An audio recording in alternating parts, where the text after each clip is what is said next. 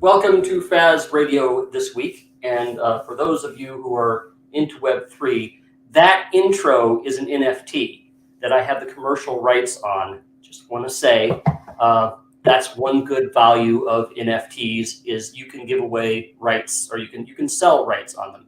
So if you like that song, it's done by a group called Animatronic in New Zealand, and I own it. Anyway, we have Justin Gary, founder of Stoneblade Entertainment, and I know that because it says it at the bottom of the screen there.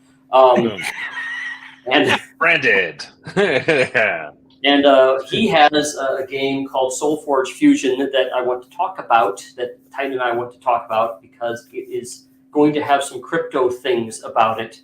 But I'd like to get into some background of the game, some of Justin's background, and that kind of thing.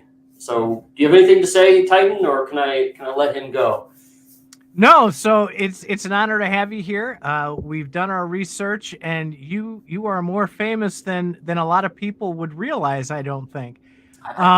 So I appreciate you taking the time for us tonight. I'm not a card gamer kind of guy.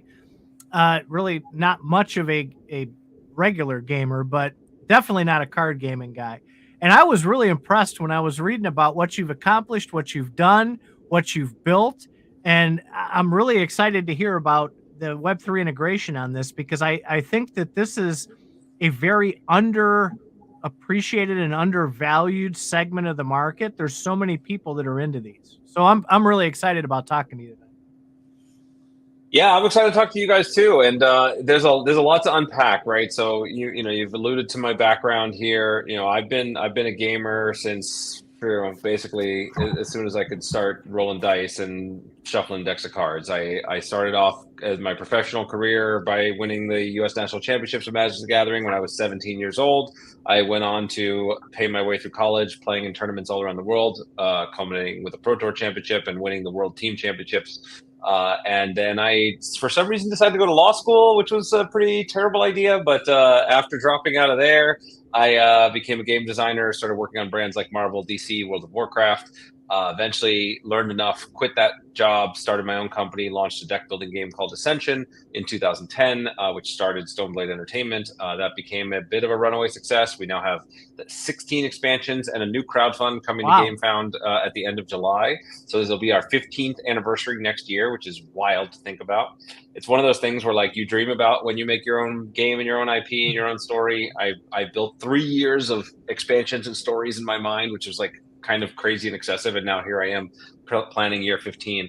And so then there was a moment that was really magical for me, and I've told this story a bit elsewhere, but it's one of my favorite stories, so I'll tell it here, which is I'm going to a talk. It's a PAX Dev talk. It's just a bunch of game designers and nerds all talking about the craft of design. And I gave a talk, and Richard Garfield was giving a talk. And Richard Garfield is the creator of Magic the Gathering. He's the master. So, of course, I'm going to go listen to a talk from Richard Garfield. So I'm there in the audience taking notes just like everybody else. And then at the end, there's a Q&A portion. And somebody asked him the question, what's your favorite game right now? And he says, Ascension. And I lose it. I mean, I literally like jump up out of my seat and go, woohoo, like a little kid. And then like the whole room laughs. And I didn't care. That was it. That's like, I made it, right? And, but it's my opportunity to go talk to him, right? We had met during my time on the Pro Tour, but he didn't really remember me. And, but now we had a chance to really talk. I said, hey, I'm the creator of Ascension. We talked for like 3 hours, and we were like, in sync on what we wanted to do next, and we were so excited. And that game was SolForge. Now, this is the original version of SolForge, which actually we did a crowdfund for back in 2012. We met in 2011, did 2012, and then we launched it 2013, ran it for 5 years. And that was the first digital trading card game that was built native for digital. So this is before Hearthstone, this is before Magic Arena, this is before a lot of the like modern trend of design. Magic 2015. Yes, exactly. And so we built the game from the ground up to have cool elements for digital. The cards all level up as you play them. There's no mana system that you can get, not get enough mana or get too much mana. The whole thing was built, and I was so proud of that game. It was so exciting. And then after like 5 years of building this game, running this game, supporting this game, running the servers for this game, eventually it became, we kind of had to sunset it. We were done, and it wasn't, making enough money to keep it going. And so we had to shut down the servers. And then something that had never happened to me before in my career happened. I made a lot of games over the years, and not all of them stay in print forever. It's just the nature of games. But when I sell you a physical game and I stop making it, you still have the game with you, right? It's your game. You can play it as much as you want. But when I stopped making SolForge and I turned off the servers, everybody's collection was gone the next day. Everybody lost everything that they invested. The community didn't have the place to play together. Your collection was gone. The things you owned were gone. And this was like the most painful thing that had ever happened to me in my career. And it happens all the time in gaming. And so it was something that I vowed to do. And I'm a very competitive and tenacious person by default, and sometimes to a fault. But I really wanted to find a way to bring SolForge back. And so I was waiting and just never quite felt right. And then I saw the technology that came together, and there was both a combination of digital printing technology had evolved to a certain point and seeing what Web3 and blockchain can do.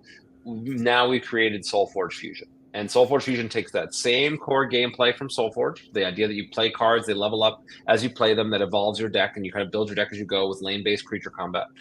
And now it makes it so that you get, instead of a traditional trading card game where you can get, everybody has the same set of cards and you build the deck you want. And, if as Faz does from being a Magic player, a lot of times the competitive players, they just end up playing the same decks, right? They all build the same decks. They all compete against each other. In SolForge Fusion, your deck is a one-of-a-kind, unique collectible. Nobody else will ever have the same deck as you. You build decks by shuffling any different 2 unique decks together, and you're ready to go. And we have a physical version that's digitally printed.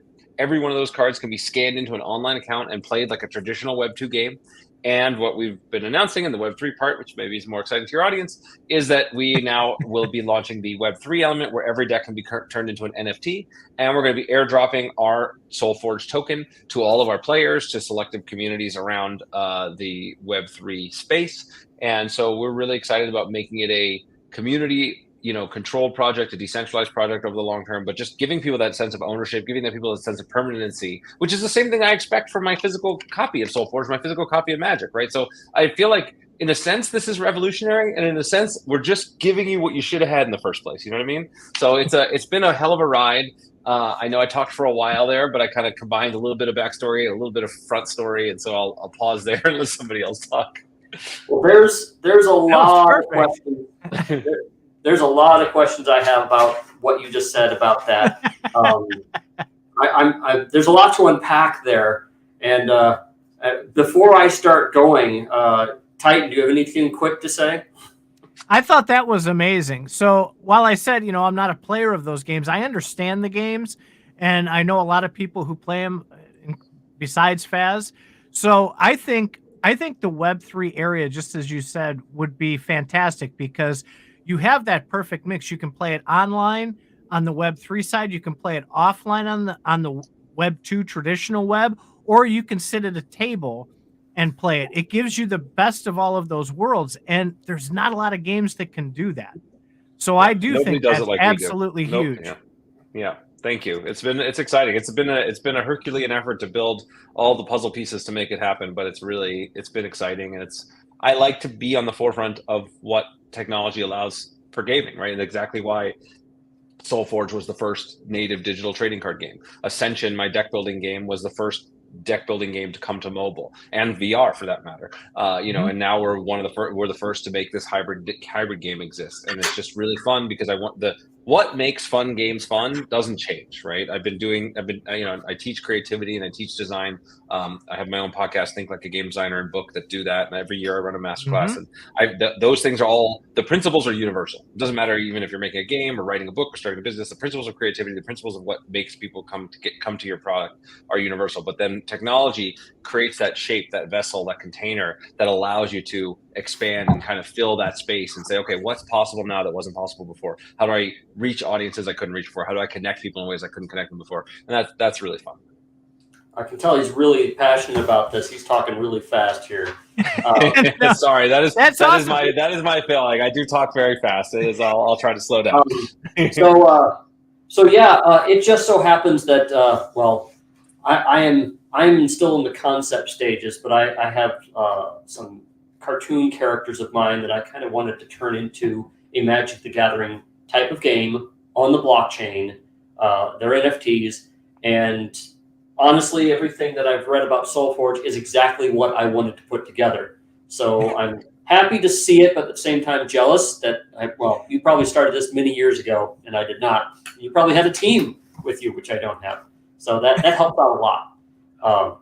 Anyway, I want to dig into some of the things that you were just mentioned about your past and future game. So you'd mentioned that you put together this SolForge for a Kickstarter, and you had a lot of cards out there that were, I'll say, randomly generated, and you had some card packs, which are great. And you had to turn off the servers. So when you do this in Web3, how does it work with the game? I understand that the cards themselves will probably be NFTs that could be used by a game, but is the game itself on a blockchain? I mean, what makes me wonder, what I'm wondering is, if you said you had to turn off the servers because it became expensive. How will you keep from turning off the servers this time? Are you using some sort of distributed game hosting system or something? Yes, that's a great question. And the answer is not yet, right? So this is the long-term vision for the project. Like, I want this to be something where there are distributed servers where fans can control that, where there's a system where it guarantees that the game itself will live on, right? It's not practical with current technology to host a game as complicated as SolForge Fusion on the blockchain, right? It's just too expensive to do. So that's not available realistically. So this concept has been, and I'm sure you've done your research. I know that this concept of running games on distributed servers for the blockchain is being worked on by a number of companies. One is Holochain. Another is not games, but Holochain is just CPU. Another one is Gala Games, which they're wanting to do that with their games. But also there's a company coming up, up-and-coming company called NerdNode, that wants to be able to do that kind of stuff as well. So I know that there's stuff out there. I don't know how much you've researched it though. Yeah, I've done a fair amount. I'm not familiar with NerdNode, but I am familiar with the other two. And what it is from the point we had to make our decisions, which was 2 years ago. The technology was not where it needed to be, right? And I believe it will get there, right? And so there's a reality here that I don't want to undersell. Right now, for our day one launch, right, of what we're going to have, which is coming very soon. We haven't announced an exact date, but we're talking the next 60 days, right? We're doing our airdrop. We're going to have NFTs live. We're going to be moving everything forward. And so that is just allowing people to mint their decks, trade their decks, sell their decks. So you have the ownership in the same way you have ownership of, your Magic cards. You can do what you want with them. The fully decentralized vision, we do document that. We have a Git book kind of white paper thing that talks about the long-term vision. It's going to require us, say that again? A roadmap. Yes, a roadmap, right? Exactly, and it shows where we want to go, and that will require us adopting some of these technologies. And I have not, figuring out which one is the right one and when it's ready. That's a longer term discussion. Making sure that the bulk of our token distribution is going to be community controlled. We want to use that for rewarding growth of the community, rewarding projects, help people that want to help build, people that want to do content creation, people that want to support and run tournaments and create that community. Like, all of that stuff is at the heart of the vision of what we're doing. And I agree with you. The question, to fulfill that vision, that not only do you have the NFT forever, but you have the game forever, we have to be able to transfer to one of these systems that allows for distributed servers, that allows for community control of that aspect. And so that's part of the vision that I'm excited about, but it's a longer term path, right? We're talking at least 2 years to pull something like that. Well, the good news is, if everybody has the NFTs, just like if everybody had their Magic cards, I'm assuming if this is very similar to Magic, because I like the art on it too. If it's very similar to Magic, like I think it is, then anybody could create a UI to use these NFTs, so it's not just like, oh my God, you have to turn off the servers and everybody's stuck. They all still have the cards. They're still playable. I mean, heck, you could even print them out on a piece of paper because you bought them or something. But that's part of our plan, right? So you can buy this game physically, right? Like, I have a physical copy in my hand. Like, you can buy the game physically. Every box you buy has one-of-a-kind decks. Every one of those comes with a QR code that you could scan to your online account. So obviously you have the physical cards. Of course, you can play the physical game as much as you want. The digital thing exists now as an early access on Steam as a classic Web 2 game. You can play it for free. The full version is not very expensive. And then we're unlocking more and more stuff as you go. And then the Web 3 version will allow you to have, that true ownership and trading and selling. And then, down the road, we'll have, of course, people can create their own, their own applications that interact with our NFTs. They can have their own UI UX interfaces. We have already fans that are creating ranking systems that help to rank the decks and balance them against each other. So there's already that. Some of that stuff is already happening. We have an engaged community and engaged Discord. Anybody that wants to learn more about the game, of course, I encourage join our Stoneblade Discord, and we're doing Twitch streams every week. And one of the things that I am you don't need Web3 for, but being super engaged with your community, listening to your community and being active with your community, there's nothing more important to the longevity of a project like this. And so that's something we take very seriously. Even though we're a small team, you can reach us, you can reach me directly in the Discord. We try to make ourselves available to because let's be frank, right? The Web 2 gaming community is not excited about Web 3 gaming as a general rule, right? There's a lot of negative sentiment out there. And we knew that when we were going in. And so we made our announcement. I put myself out there and we said, like, hey, here's the reality. Here's what we're doing. And we very much consciously built a system that was designed to help the Web 2 players and tabletop players be more comfortable, right? It's Web 3 is opt-in. It's not required, right? You don't have to have a wallet. You don't have to turn your decks into NFTs to play the game. Just like the tabletop part, you don't have to play the digital part, right? So we made it set up, and we look, I've been doing this for 20 plus years, right? 25 years if you count my Magic career.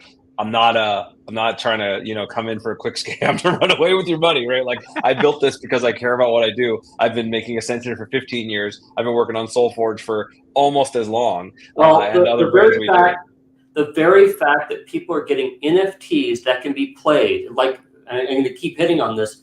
If you get a handful of Magic cards, I have a handful of Magic cards, you have a handful of Magic cards, we can still play a game. And it does. And so if I have a handful of your cards on the NFT blockchain, we can still play a game. That's what I like about that. It's the rules can be hosted, or the rules can just be followed normally. Right. Yeah. No, it's something I'm excited about, and I'm excited about what the token can do for us too, right? In addition to the NFTs as the collectibles, I think that this, as a game designer, I'm very familiar with the idea of, like, I award points and systems to make players do the things I want them to do, and that's have a good time, right? And tokens are just another way to do that has real world consequences and fully owned exchangeability. And so this ability, I've been really enjoying designing the system that our tokenomics works under, and how it's going to encourage players to enjoy playing the game, engage with the systems, grow the community, build a supportive community. I mean, I don't know how much time you guys spend playing like any online games or have participated in any online game communities, but they can be pretty toxic sometimes. And I'm very conscious of trying to build a system, and our current SolForge community is amazing about this. They're very friendly. They're very welcoming, bringing new people in. And that's what I think is going to be critical for the long term too, right? Even when you look at other trading card games that have been successful on the blockchain, the Axie Infinity and kind of things that have followed from it, they've often, for lack of a better term, become a little bit of a pyramid scheme, right? They serve only the interests of the people who have the rarest things and have the most assets up front. And so they depend on these new users coming in, and they're not really serving the new users. And so eventually that kind of currency is going to collapse, and they're learning from their mistakes, but we're really trying to build that in from the ground up, where it's really taking into account the new user experience, and taking into account how do you make this a welcoming environment, how do you make everybody able to participate. Of course, you want the rare collectibles, you want the exciting things, you want there to be high level tournaments, but this is a key part of the process. Yeah. So I do have a question about you're talking about involving the community. Will you be allowing or planning where the community can build onto things? Like I had mentioned, somebody else can come up with a different UI or whatever.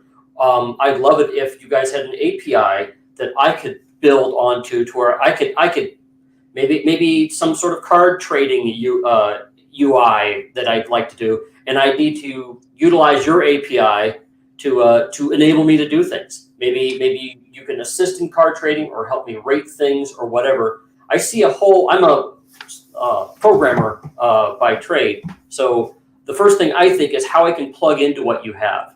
And if you can get a bunch of people to plug into it, it will never die. You will certainly be the one leading the charge, but I mean, it just will not die that way. Yeah, 100%. Well, first of all, we're hiring, so maybe we have a conversation after this. But second of all, I do think that there's we already have APIs and things that our players can call. That's how our fans built a rating system that you can load in your collection, and it will give you like rarity scores and their own how obviously it's fan created, so it's how powerful they think your deck is, right, based on the systems they've done, which I love, right? I want fans to be debating this. I want them to be, because a game like SolForge Fusion isn't as easy to evaluate as like a Magic collection, right? Because a Magic collection, like everybody has the same Black Lotus, it's the same card for everybody, right? Whatever card your rare card is, everybody has the same thing. But in SolForge Fusion, you can't evaluate a card on its own. It has to be evaluated in the context of the deck that it's in, because the deck is the collectible unit. The deck is the NFT. And every deck is one of a kind. And so how players evaluate that, how they trade it, how they kind of request and manage the things they want. 100%, we want players to be engaging with that. We want them to be building tools for that. We want them to be debating about that. Like, that's part of the fun of what we built. Like, is it better to sell this card for my deck, or just sell the whole deck because now the deck's worthless without this card? Well, it's like that in Magic too. You cannot sell cards individually. You can only, the deck is the NFT. I just want to be clear. The deck itself. So realistic, each faction deck, right, is a set of 10 cards that all level up into 3 different levels, plus the Forgeborn. It's kind of like your Planeswalker, your main character, and then you take any 2 of those decks and combine them to make a playable deck. So it's those units, really like a half deck is the unit that you're an NFT, and that's the collectible. And every one of those, because of the way we algorithmically generate the decks, there's more possible permutations than there are atoms in the universe. There will never be 2 of the same deck. So every deck is a 1 of 1 NFT. Well, that sounds like your blockchain address right there. But okay, I know Titan has wanted to put something, get something in here. So I did want to ask the question, and forgive me for asking it this way, because I don't know how else to ask it, but I had a hard time finding anything about the Web3 version of this when I was doing my research, right? So I even poked Faz. I'm like, are you sure they're really getting into Web3? Because I'm not seeing anything. And he's like, he sends me this link. It's not easy to find. So I realize you're focusing kind of on the tabletop and the traditional type of gaming, and Web3 is just kind of the add-on that you're expanding into. How are you planning on getting the word out about this? Because as an experienced Web3 person, if I have a hard time finding it, that's kind of a problem. Yeah, absolutely. Well, why do you think I'm here? Well, I know that part, right? You guys are fun to talk to, but I'm trying to get the word out, man. Like, this is what I'm here for. No, I mean, in all seriousness, that is like, I have decades of experience in, the classic Web 2 and tabletop gaming worlds. I know how to reach those audiences. Web 3 audiences, like, we have somebody on our team who is, is very native to this space. He was the founder of Shapeshift and was their COO before they helped convert it into a DAO. So like there's there's legitimate expertise on the team, but I want to be able to get the word out about this. And I don't, my goal is finding people who have audiences who are excited about what we're doing and helping to, enroll them into the project and get them excited about it and continue to grow it from there. But I welcome insight from you. I'd return the question back. If you were me, what would you do to get the word out about this? Because I think what we have is very, it's original, it's fun, right? The nice thing is like you could play the game right now. There's plenty of, vaporware promises for projects out there. We have a real game that's... Whoop, we just lost your audio there. Justin, you just muted. Your microphone went out. I see that it's muted. And he's gone. he knew about it before. Back in a minute. Right before he went off. Maybe a nuclear bomb went off in his city, and well, it's just us now. Oh my God. I'm sure. So I'm sure he'll be back. So here's the thing: should I kick him? It says device is not connected. If I kick him, he can come back. Oh, there he goes. He's probably going to log back in. Yeah, I think this is big, and I do think that he's going to need some help on that Web3 side, because he mentioned the Shapeshift guy, right? I still use Shapeshift, and I'm not sure that's the best way to approach the gaming side of it. Well, there he is. There he He's is. back. Pop him in. Hang on. Oh, wait. There we go. Oh, there he is. I don't know. Okay. I don't know what happened there. Sorry about that. Somehow I got disconnected. That was interesting. I thought like a nuclear bomb hit your city, and it's like, oh, the devices are going out. He can't hear us. Oh, he's dying. You know. But yeah. Titan I don't know where I cut out exactly, but yeah. No nuclear bomb. We're okay. We're gonna be fine. That's. What city are you in anyway? Right now I'm in Las Vegas, and I'm here for like another week or so, and then I'm hitting the road again. I've been a digital nomad for the last 3 years, so I'll be in San Diego and Medellin for most of the summer. Wow. Yeah, I'm in Portland, and Titan here. He's in Ohio, right? Right outside of Cleveland. So Portland was my first stop on my nomad journey, actually. I started in San Diego. Wow. I still had my car back then. I had a convertible Mustang, which I loved. I drove that up the coast all the way up to Portland, stayed in Portland for about 6 weeks or so before coming back down, and eventually got rid of the car. That's where Richard Garfield lives, isn't it? He's based in Seattle. He spends a lot of time in Australia now. He's also doing a lot of traveling. But yes, he is based in Seattle and Portland and Australia for the most part these days. So depending upon his time zone and my time zone, we meet at weird hours. Well, I forgot where we were going, or even Titan got interrupted when you came back. So I'm going to jump in because I have a number of things. One. All my questions here. He'll keep you all night, Justin. He will keep you all night, I promise you. It's Friday night party here. Let's get the stream going. I shouldn't have brought just regular water. I could have got a lot more fun. I've got the wine going on over here. So all right, yeah. You'll just see my head hit the keyboard at some point, and I'll be done. He's 3 hours ahead of us. So are these NFTs that you're talking about? These these deck NFTs, are they live yet? They are not live yet. They are working on our back end, but we haven't pushed it live. So we're working to part of the. Oh, I see. Now I remember where we were. We were talking about getting the word out. Yes. Honestly, part of what's happening is I want to make sure that there's enough people in the Web3 communities that are aware of the game and excited about the game. So when we do our airdrop, when we do have these NFTs launched, that there's a proper marketplace for it and there's a proper level of enthusiasm for it. So about that airdrop, who gets the airdrop? Is it everybody? I mean. Everybody. So anybody that's playing the game right now will get an airdrop. And we're working through all the details of exactly, who gets what, and there's some, how much. But basically, if you're playing the game, there's a clear inside the game. You gain XP, you gain experience points just for playing, leveling up your deck.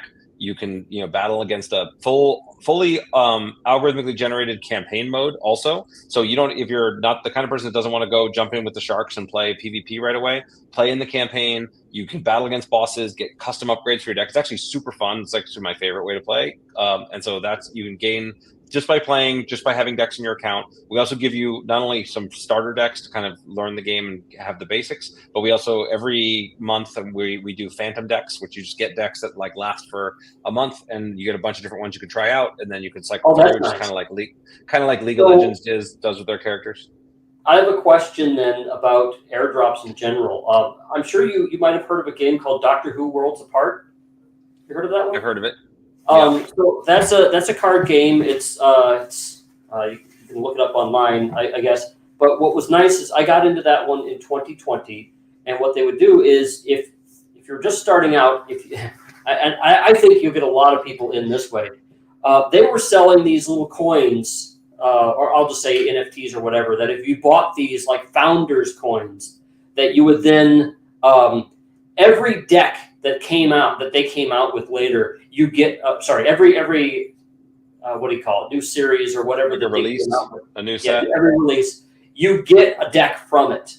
And so of course, it's been since 2020. So every few months I'll go and I'll check in. I've got like 16 decks to open, and it keeps me coming back. And of course, there's only so many of the founders token. I think there's just a few hundred. So I wound up getting one of them. But yeah, it was a neat idea that they had to bring people in, and it's a gift that keeps on giving. And makes me want to come back. A lot of people in the Web3 world, frankly, are degens. They want to see what they can get out of it. And so the degens kind of grab things and they start distributing them to other people. They want to sell them to other people and stuff like that. Of course, their motives are not as nice as ours, which is let's just play the game. But they do get interested in games, especially if they're fun, and especially if there's kind of like Axie, if there's some sort of grind that they can get into where they can make something. I mean, if you're winning cards by playing these games, that's going to keep people in the games. It's like, wow, I constantly get something for playing this game. That's my 2 cents. Yeah, that's right. It's and look, you're trying to build a wide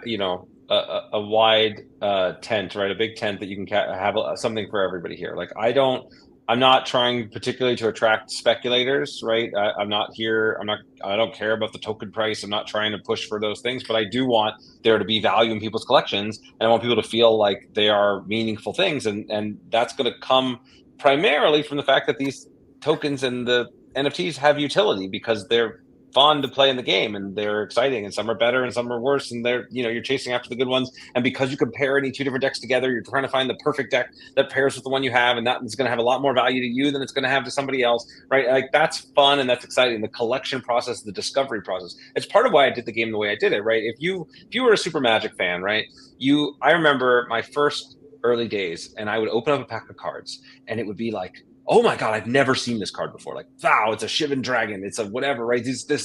My mind is blown by the fact that this card even exists.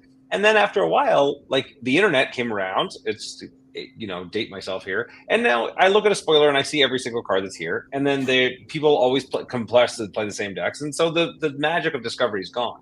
But with SolForge Fusion, every pack you own is guaranteed to have something that you've never seen, right? It's guaranteed to have a combination that no one's ever seen. And so that discovery process, that excitement of coming back is there. And that's why we give you a bunch of free decks. We give you the ability to earn decks. We give you the ability to earn a bunch of cool stuff and win prizes. So there's always something new and exciting. So that's a really big key to this. So we've been in this gaming space now pretty deep for the last 3 years. We've been on the air for 3 years. We just celebrated 3 years last month. And one of the platforms that we were pretty deeply integrated with put out a card game. People went nuts over this card game, right? And here was the thing. They played it for about a month and a half, about 6 weeks. Then they hit a wall because it wasn't fun anymore. You'd gotten to that point. It wore out the mechanic. I'm translating the Gary here. And there was nowhere to go from there. So with you having this combination of not only having the different cards, the guaranteed new cards every time, but also having not like a stepped pattern to where you hit a wall at some point and it's just no fun anymore.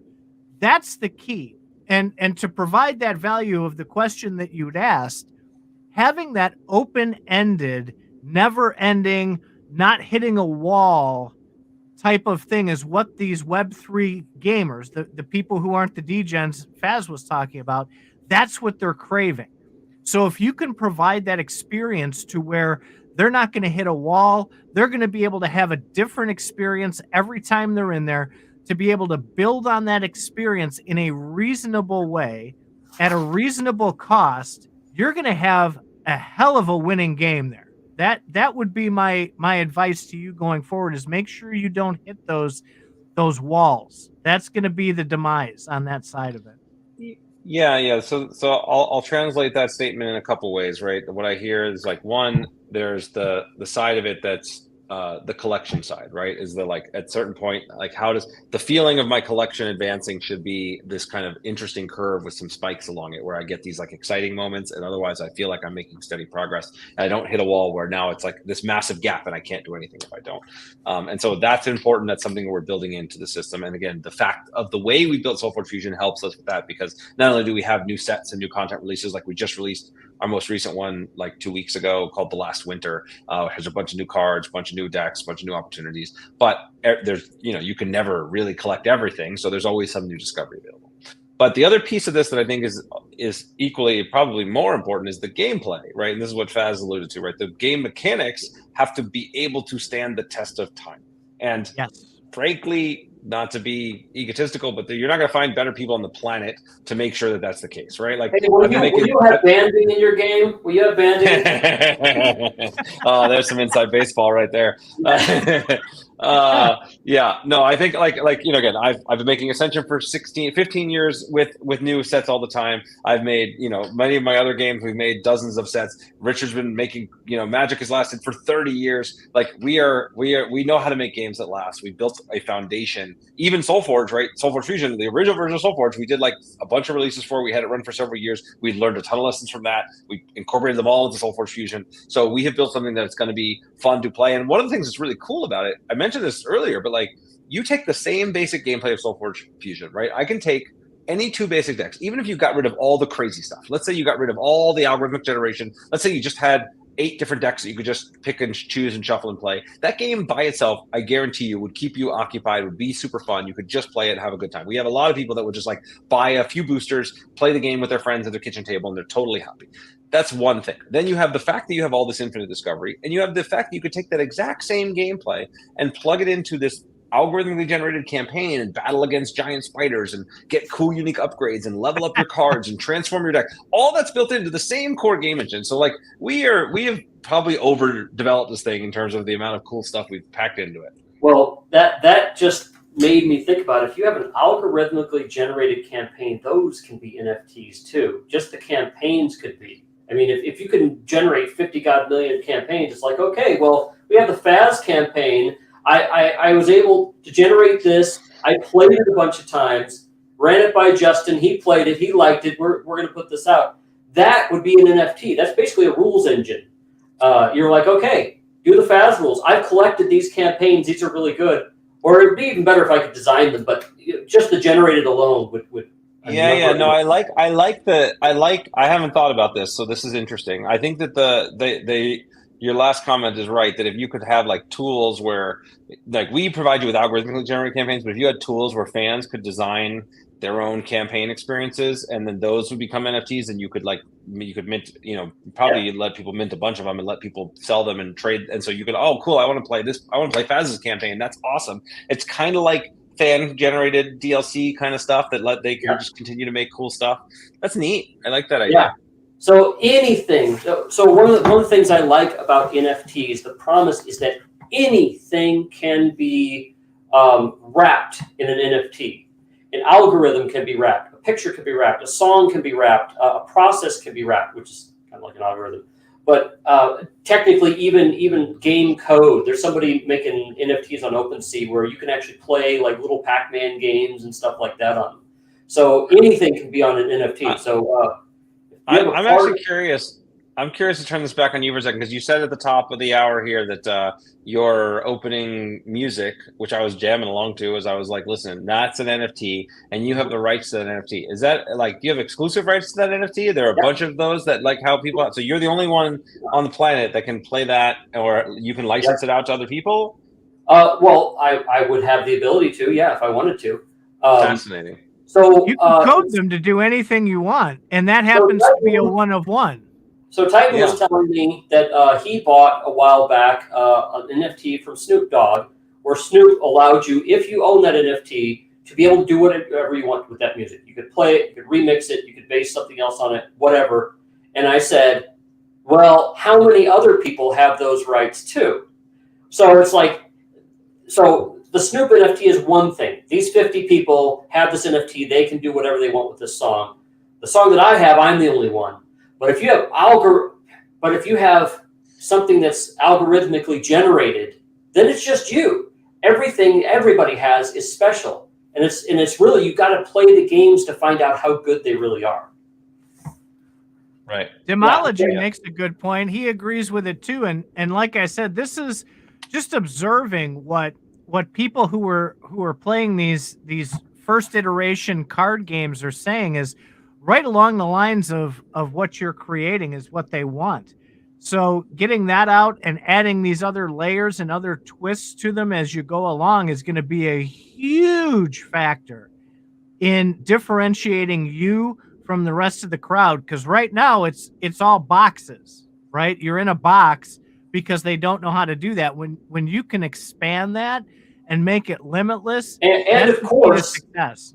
And of course, there is making your own decks, which is a whole new ball of wax. If you could mess with the algorithm or have an ability to adjust how decks are, you could start out with, well, let's just focus it all on like boats, or and after a while it'd be like boats that shoot things, and of course with Magic you could make a red deck or a blue deck or something like that. So as the things go along, if people realize that they can make something that has value in winning games, that's great, and that's not a pay to win kind of thing either, because what's winning really in Magic? I mean, it depends on who you're playing and the type of deck you're playing. If you're playing a starter deck, you're not going to play somebody with a commander deck, because they're different leagues of games. They have different ratings, Well, yeah, so there's a few different ways to approach this, right? So fan-created content that doesn't create this kind of power creep, pay-to-win problem are things like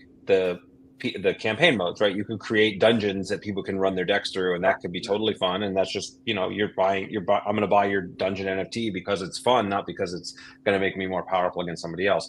You can also do this with cosmetics, right? So you could have the right to make a deck that exists and is mechanically the same, but add your unique cosmetics, your own unique world, your own unique NFT characters, whatever, to it. That would be really cool, and that's one option, right? And then we do build, I think there are other tools that I think we are open to that could build with the community over the long run. Or if I have a deck, I had a bunch of really crazy ideas of stuff that we're not implementing anytime soon, but I think like this idea that you could have collectible cards that track the performance of cards in other decks, and then the better you're doing, the more like you would get paid out based on like, okay, this card is doing really well in tournaments right now. So even though that is an NFT with functionality. That's just like I said, that's a process there.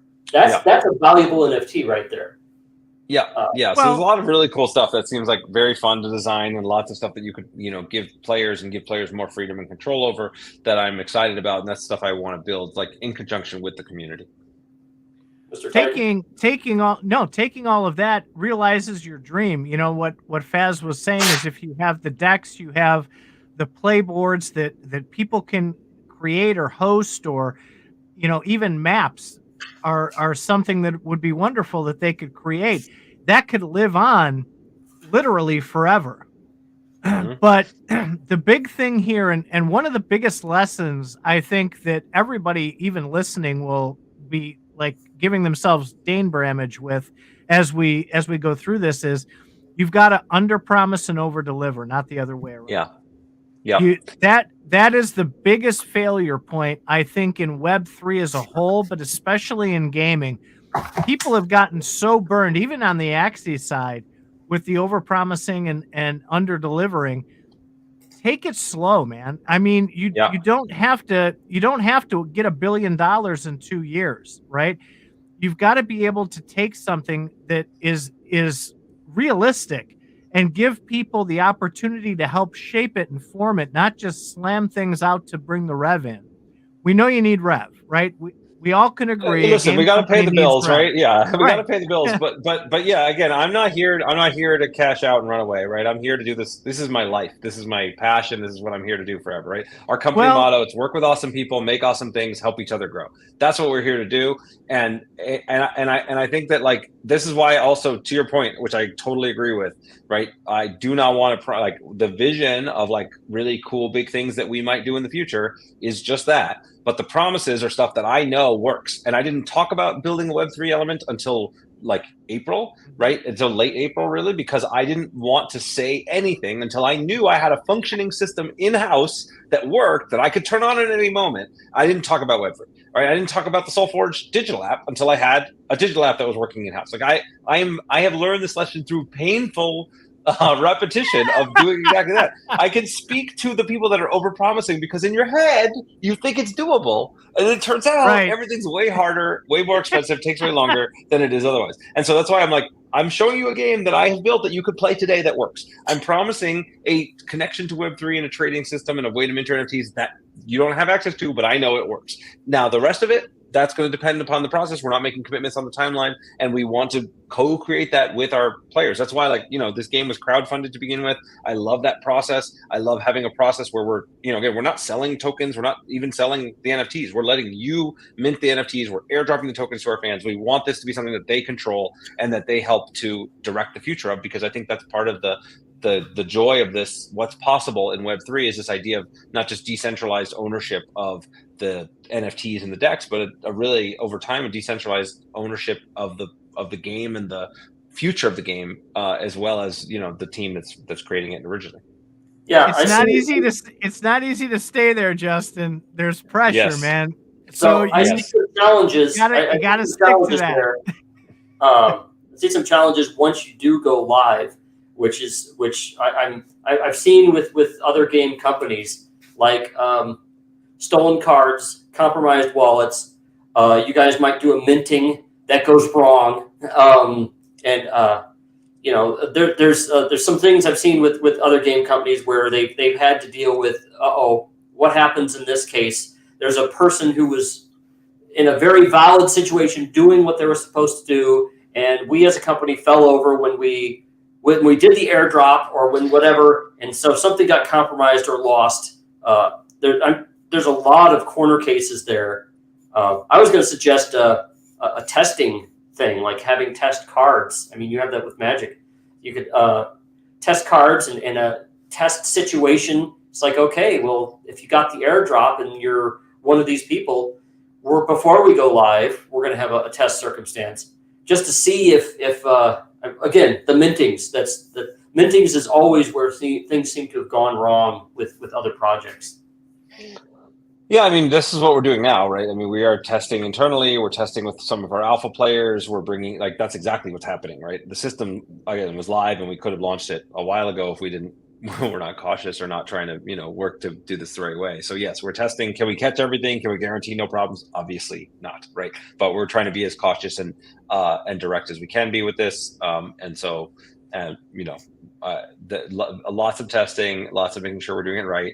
Policies in place for post-launch things, right? Again, this is a big thing that the Web 2 players are very scared of, right? In a classic Web 2 situation, if you have your collection stolen and everything gets wiped out, it's all on our company servers, so we can just flip a switch in theory and turn it back, right? If it's Web 3 and the NFTs are gone, well, they're gone, and it's not quite as free for us to make those solutions and make those fixes. So we have to have policies around that and ways to protect our players and ways to just educate our players for, hey, if you're going to play in this space, some of this is you're taking ownership of your own responsibilities, right? Just like with my Magic collection, when I was 16, I left my backpack in the backseat of my car, and somebody smashed into the window and grabbed the backpack, and it had thousands of dollars worth of cards in it. And you know what happened? They were gone. I didn't get them back. So that sucks. You know what I learned to do? I don't put my backpack in the backseat of my car anymore. So I learned. Did you talk about this on like an interview somewhere? This sounds familiar, actually. Where I don't think so. I don't think I've talked about this. I don't think I've ever. Probably have to a lot of people. I'm sure many people left their Magic collections in cars, and of course, the people who take them don't know what they have. And right, exactly. That's why I was honestly, I looked around for a while. Like I looked at like nearby dumpsters or something, because to see if like somebody just dropped that because they realized they didn't know what they had. But it was a very painful lesson to learn, but I learned it. Yeah, and I agree. It's there's and that actually I think is probably the biggest turnoff for people in Web3. So right now, if I lose my credit card, I can call a company and they can reverse things. If I lose physical dollars from my wallet, nobody will think that there's anybody that I could call. But people seem to think if it's digital, it can be reversed. And it's like, no, if you have digital cards, digital NFTs, they're like physical cards. They're like cash, Yeah. Well, you have to convince people of the real value versus the risk, right? there's a reason why I mostly carry credit cards with me and not cash, right? I have some cash on me, but the credit cards are more convenient, right? But I give control, I cede control over to these corporations that track every one of my moves, and they know all the data around me, and they can turn off my spending and control stuff, as opposed to like, if those systems shut down and I have cash in I do have cash in a safe, right? Where I'm like, all right, I still have this, and this I have more ownership and control over. It's all trade-offs, right? The thing is, if I care about really owning my project, owning my digital goods, being able to sell them and do what I want with them, not having some company that can control that, not having it just be on their servers, then at this point, I have to take on a little bit of risk to do that. And it's up to, I think I don't fault people for choosing, security over freedom. It's just, you want to be able to find that right balance where people really can benefit from the NFTs, and they can hopefully have the right levels of protection that minimizes their risk. Well, there's multiple levels here. So you can have crypto in your wallet. And I'm going over this because I'm assuming some non-crypto people are here watching because of you. You can have crypto in your wallet. You can manage it yourself. Or you can put things on an exchange and have the exchange manage it for you.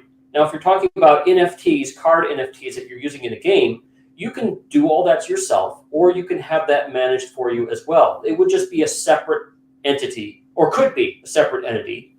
It might not always be the same company. So there's an option with crypto that you don't get with a credit card. With a credit card, it's not like, well, you can have cash, but a credit card is not cash. Maybe it's a better, say, a debit card. You can have cash, or you can have a debit card. Your cash in your wallet, you can carry yourself. Your debit card, now the bank is managing that for you, and you can use it elsewhere. So I like that. I like to say that the crypto infrastructure allows you to do both of those things. And there's opportunities. It might be that maybe you're running the game and it's like, it's too much to worry about a rating system, or too much to worry about managing their stuff. And you could say, okay, if you use our API, people can plug in, and these people are the best at managing your cards for you. Yeah, you have to give them permissions to manage your cards, but these guys have a proven track record. That kind of thing. So the more you can plug into it, that's what I see as building a robust ecosystem. Yeah, I think that's right. And again, we're even within our company, we have a system where you can basically have your NFTs be locked or unlocked, right? And if they're locked, then they can't be traded, they can't be sold away from your account. Like, you have to be logged into your SolForge account to access them. So it creates another layer of security for people, that they would have to get access to both your SolForge account and to your wallet to be able to unlock it and then transfer it and then sell it somewhere else, right? So we've created an extra layer of security there that helps as well, and because we've thought about this exact thing. So there's definitely a lot of spaces, and we're still in the early days, man. It's still the Wild West, right? There's a lot of these problems I'm 100% convinced are going to get solved, and people will have a lot more options available: custodial wallets, non-custodial wallets, different layers of protection. I think a lot of these blockchains that are big and massive and have like ridiculous amounts of money, I think them building insurance pools is not a bad idea, right? Being able to like insure your wallet, that if something happens, you get reimbursed, right? I mean, I mentioned I didn't get my Magic cards back, but I did have insurance, and I did get some money from my insurance for my cards getting stolen. So there's a whole other model that we already know exists that is totally reasonable. There's a lot of solutions. Oh, I wanted to show the website. All right. Don't worry about me over here. Titan designed the screen, so there's only two people here. That's why he arranged them that way, Justin. He knew he was going to do this. And you go. I wanted to show people the website, and you had said that this is on Steam. It looks like you have a Discord where people can talk about this. And that's right. I want to mention as a Magic player, I really like the cards. They look very familiar to me. I mean, very familiar to me. I like how that's put together there. And it looks like there's a screenshot. I'm curious if you have any screenshots or videos of the game. Sure. Yeah. So there's if you want to go to the Steam page, if you just click that button SolForge on Steam at the top of the screen there, at the top to the right. Click on that, and that'll take you to the Steam page. And that trailer video that just plays up front there, you could probably unmute that and play that, and that would be a cool way to get the basics. Okay. So I think it's still muted on the screen there, but yeah. I don't want to go over the top. Oh yeah, this will show you the gameplay. It looks even nicer than this now because we've been working on it for a couple months since this came out. But you can see these cards look different than the ones I was just pointing at. Well, when they're in play, they're transformed into little tokens that represent them. But there are full cards that you'll see when they open up a deck. So there you go. There's those cards that you're talking about. I thought I saw somewhere, either on your site or elsewhere, that you could scan in a card. Do these cards have like code? You can scan in, and again, the deck is the unit of collection. So every deck comes with an NFT, or comes with a QR code. So now my screen is small, but I think I've already scanned this guy in. So this is the Forgeborn character, and here let me add you here. Oh, I'm back. All right. Oh, this is a Forgeborn character. And on the back, there's a QR code. This is the deck list that comes with this character, and that's QR code. If you scanned it, well, now it would just show you that it belongs to me and is in my collection. But if you scanned it and it wasn't in anybody's collection, you could add it to your collection, and then it would be permanently part of your digital collection. You could mint it into an NFT or do whatever you want with it. Okay, that's awesome, dude. I see some options there with the NFTs as well. That's really cool. Yeah, and the NFTs will allow you to print your own decks down the road. That functionality doesn't exist yet, but that's the plan for next year. So not only can you take a physical deck and scan it and turn it into a digital object and an NFT, you'll be able to take your NFT and click a print now button, and then it'll print a version of it for you, so you could have it. Now, would you be getting like nice printed cards like you'd see Magic the Gathering kind of stuff? Well, like the one you showed there, is it going to be the same kind of quality cards that you would print? Yep. Same. That's the beauty of digital printing, is you can do these kinds of one-off things and one-off like small runs. That's what was not possible 10 years ago. You have to do what's called offset printing, where you basically just print, sheets, and it's not economical unless you're doing thousands and thousands of them all at the same time, usually way more than that.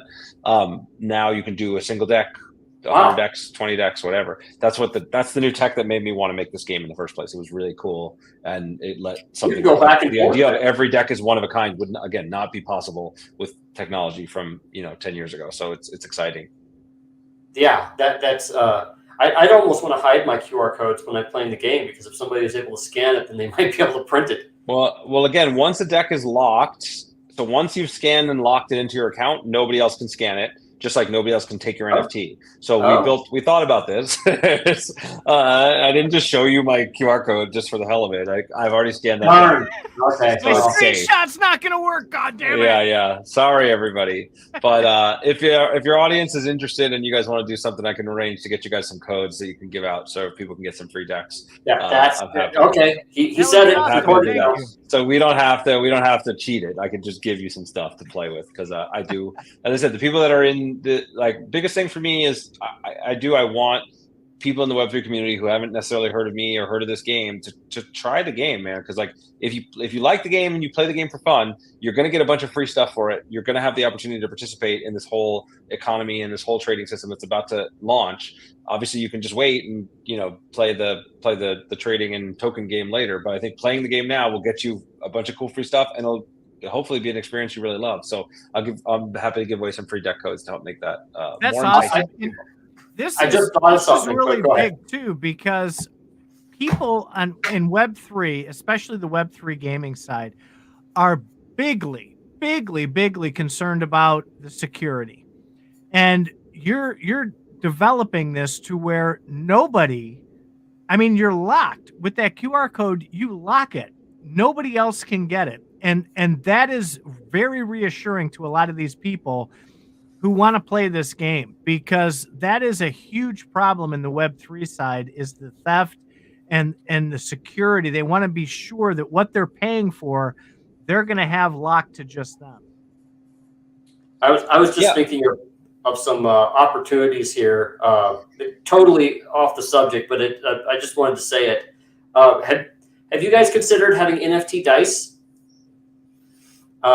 You can have a D1000 if you wanted to, and cards that take advantage of it. Now, if you could have dice that gave you every odd number or something like that. There's all sorts of things that you could do. The Fibonacci sequence, you name it.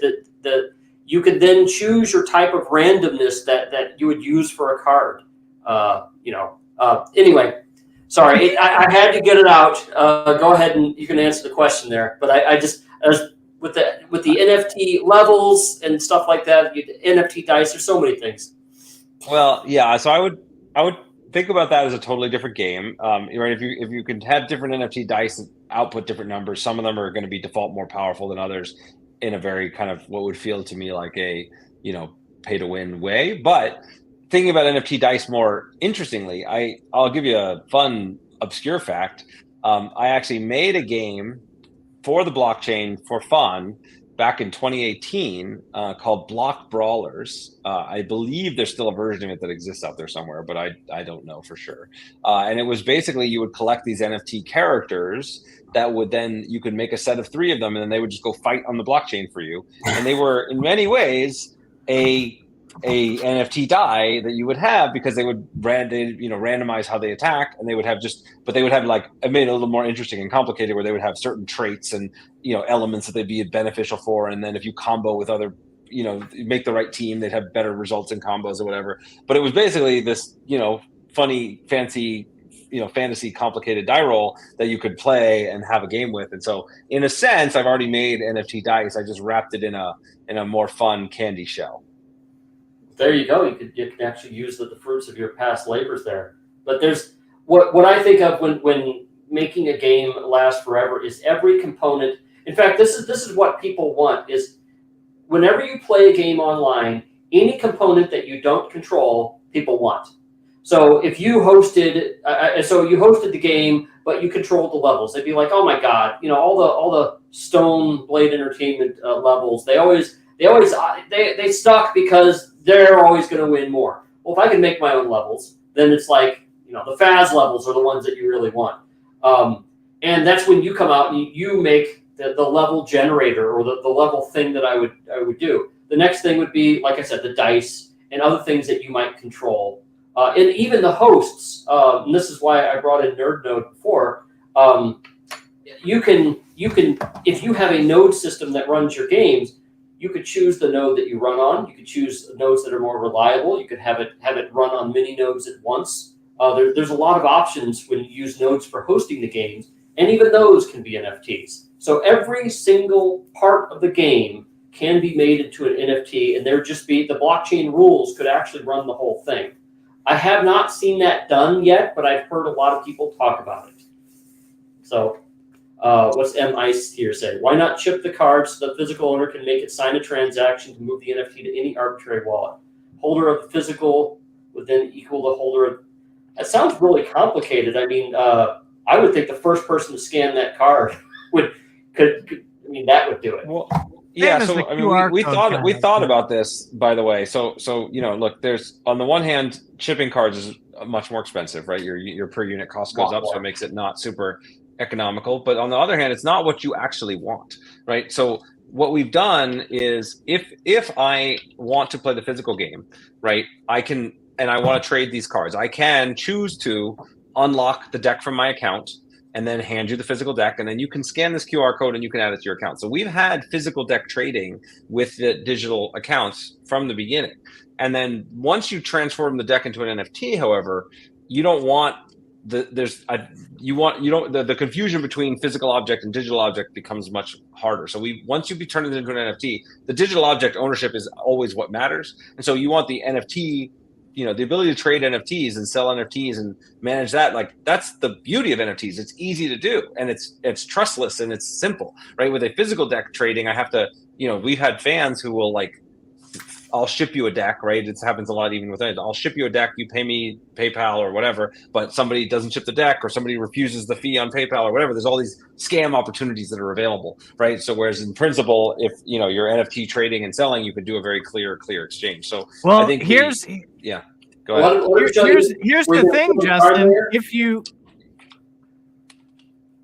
Sorry, were you going to be showing the card there, Justin? I thought you were putting that up to the screen. Oh, sorry. I mean, this is the same card I was showing earlier, right? I'm just taking. If I wanted to, I could unlock this from my account before I turn it into an NFT, and then I could hand you the physical card, and then you could scan it. And functionally, it's the same thing with what you're doing with an NFT. Once I have an NFT, I unlock it from my account. I digitally hand you the NFT. You lock it into your account. Now you're ready to play. It's the same concept digitally and physically. So what I was saying to kind of defend M Ice here a little bit. if you did have chipped cards, and maybe they could be like, back to the old baseball cards, to where it's you have certain chipped cards that are scattered randomly. If you integrated that with NFC, physical players could trade cards via that scanned NFC chip. Yes, and that's a way absolutely. to do it in person at the tournaments and everything else. I think people might actually like that.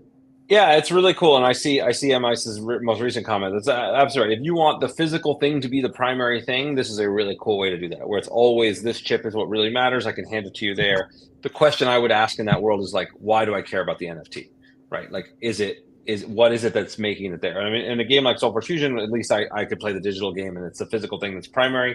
The way we're doing it is they do intermesh, but the digital piece is the primary. Like owning the NFT, you can't play in a tournament without having the NFT locked to your account, without having the deck locked into your account, even if you want to play in a tabletop tournament. Like the digital object ownership, because it will eventually let you, like I said, if you have the NFT in your account, you could print versions of the deck. So I could say print a version of the deck, then hand the account to somebody else, print a version of the deck. So you can have a million versions of this deck in principle, but only one of you will ever have the NFT. And that's the person who is allowed to play it in tournaments. That's the person who can play it digitally. That's the person who has access to everything. So we had to pick one side as the primary. Yeah. Something that just struck me when you said that. If you're at a physical tournament with these cards and Faz is playing with a deck that he doesn't care about Web3 or NFTs, right? And I do. I could scan his card while he's not paying attention, right? And now I own the physical NFT. No, because of that if you're card. if you're playing in the tournament, you already scanned in your deck, because you cannot play in the tournament unless you've scanned your deck. So that's even if you don't care about playing digitally, you care about having the decks locked into your account, because that's how you play it in the tournament. That's how you access and prove that you own the deck. Back in the day, I'm sorry. Wait a minute. So you can have a Web 2 locked version as well as a Web 3 locked version, is what you're saying? That's correct. Oh my goodness. That's huge. Yeah, that's really we huge. modeled it to be the same concept, the same principles about how I would protect you. Honestly, that's why Web3 doesn't seem that crazy to me, because I just think about it the same way I think about physical cards. What would I do to want to protect these? How do I build the system so that it works? And how do I protect the player? And that's how we did it. Well, I'm sorry I stepped on you there, Faz, but these things are hitting me like rockets, man. Well, yeah, there's a lot of things to talk about here, and you're just giving me the idea. Wasn't it true with Magic tournaments long ago that you needed to have a certain deck to play? I mean, you couldn't just assemble cards. I mean, you had to either buy cards of theirs that were approved or something. How did that work? Well, you couldn't use so different tournaments would have different formats. So there'd be some where you have to play recent cards only from the most recent set, or some where you have to play with very different rules. I think that I agree with Shannon. I prefer the digital has priority here as well. Another thing we didn't talk about yet is this really cool that we can do with SolForge Fusion that is never really been done before. So we have storyline tournaments, and we have a story in a world that we built that we're really excited about. If you go on that, you showed our homepage. If you go to SolForgeFusion.com and there's a story button, it'll take you to the story page, and we have a video and a bunch of cool stuff you can see. But when you play in our storyline tournaments, you actually change the lore of the world, and you affect which cards show up in future sets. So we had the second set was Battle for White Fang Pass, and players would fight to see which Forgeborn controlled White Fang Pass, and that's showing up in the next set that's coming out. So if you go to the story button at the top there, you'll see this.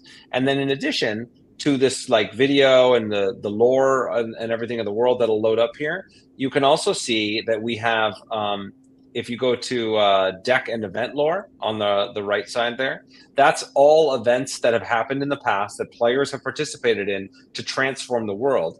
And those little links are all to stories that our writers wrote that tie to a custom deck. So your NFT, not only is it the game playable things, but it has unique lore and story to it. And so this tells you which deck that NFT and that story is tied to it. So it becomes part of the collectible. It becomes part of the lore of the world, and it becomes part of transforming. And again, this idea and this vision of the community really being a part of building this game and building this world, and having the ownership of those objects be a meaningful part of that. That's really awesome. This is deep. There's a lot of stuff going on here. I'm sorry to have to say that I'm a little bit speechless because we're used to a lot of these game companies like totally winging it, right? And just throwing This stuff is out deep there and and seeing already what built. sticks. Yeah, and you've got your shit together, and this is like weird for Web3 people to be talking about because we're seriously not used to this. I am beyond impressed with Jesus, where look at you all the are right art. now. You got a lot of art here too. Yeah. No, I'm very proud of what we built here. I mean, honestly, it's like something we've worked. You can tell. I mean, again, there's this stuff I've worked on for more than a decade.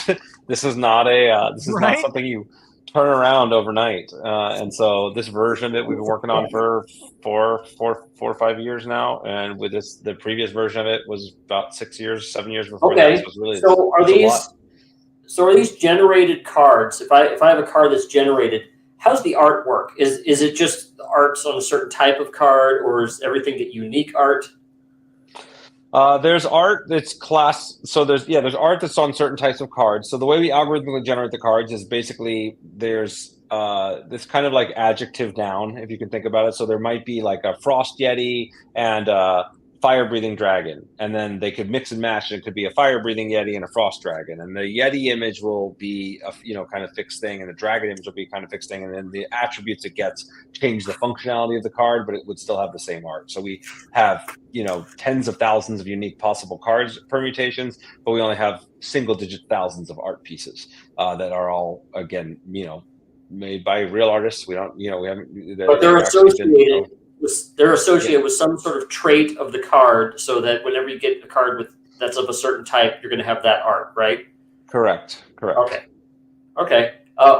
Hopefully you could stay a little bit afterward. I'd be curious about who you get that art from, because I'm working on some stuff with my own characters that I'd love to get some artists to help me out with. Yeah, well, we keep our artists very busy, but I'll be happy to point you in the right direction for some that we're not using. Well, if you have anybody who has some space, I'd love to be able to talk to you about Yeah. Anyway, I like all this art. That's one of the things I like about Magic the Gathering is a fair amount of art on them. Well, all the cards, they all have their own unique art. The art is really good on the artists.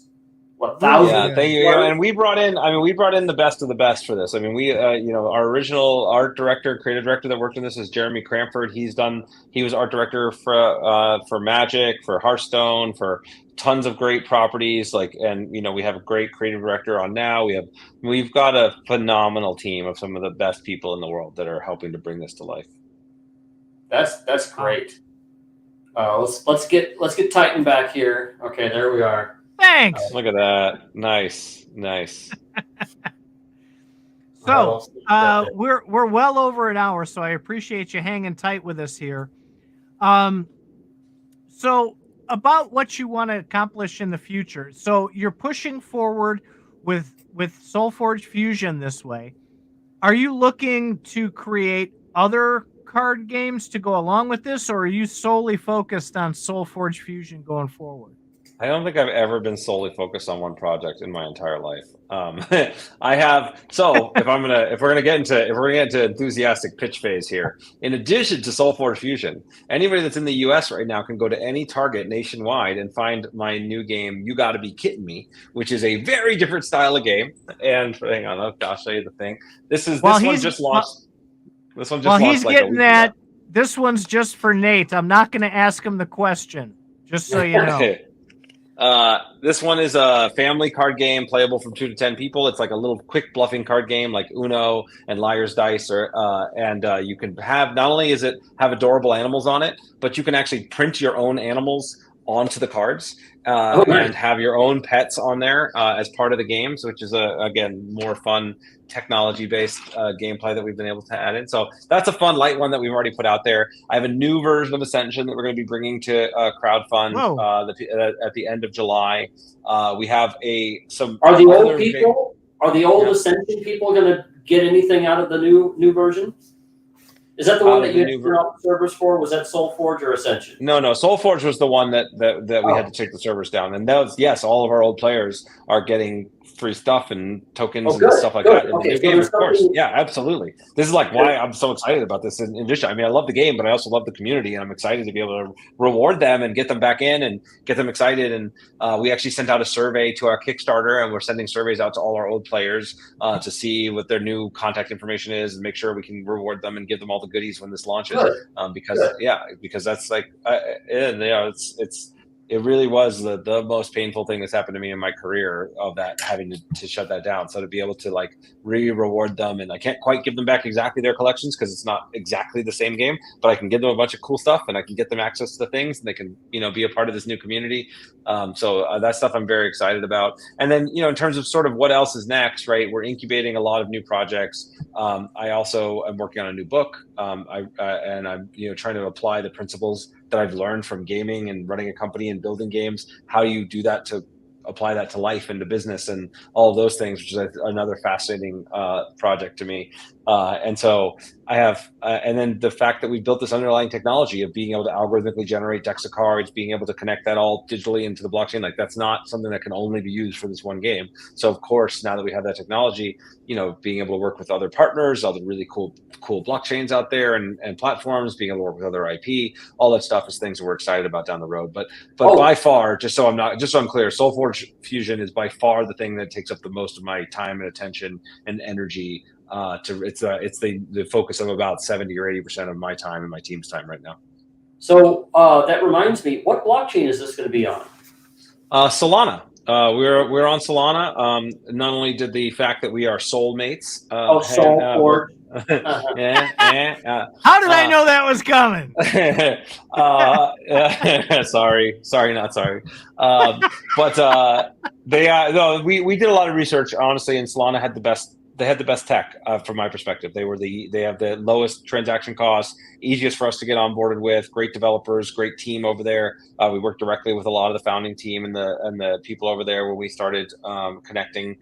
So I was very happy with their community. I think it's a great, it's a great place to launch. We are planning to be multi-chain, so our plan is to be able to bridge over, and we are going to be working, be EVM compatible eventually. But Solana is the launch platform. And there are some other L2 chains that are actually helping out with some things. Like I've been recently impressed by the Base blockchain, which is really just a way to do things with Ethereum faster. But there's some other chains out there that are designed to be fast as well that I'd love to see. Well, I'm one of those XRP people too, so I'd love to see NFTs in games with XRP. But that's probably not one you're thinking of. Not at the top of the list, but I'll, we want to be everywhere for everybody, but you can do everything, you just can't do everything all at once. So we're going to start with Solana. Definitely. And as we go forward, to kind of circle back to your question, I never fully answered it about the marketing side. We're going to make sure we put you in touch with two people that we know intimately and are working on that Web3 marketing side.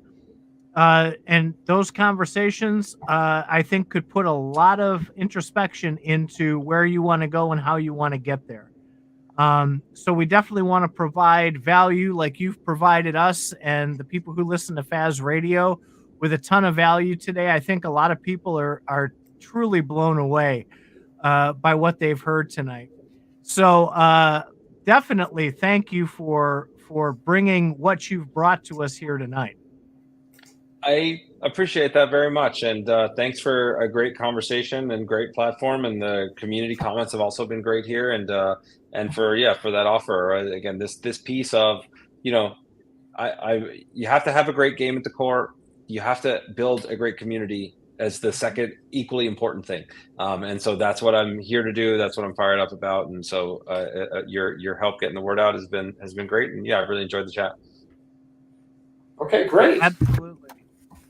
All right. Well, we're gonna call it here. Very much appreciate you stopping by. If you want to stay after for a few minutes, we have some questions, and like Titan said. But thank you again for coming here.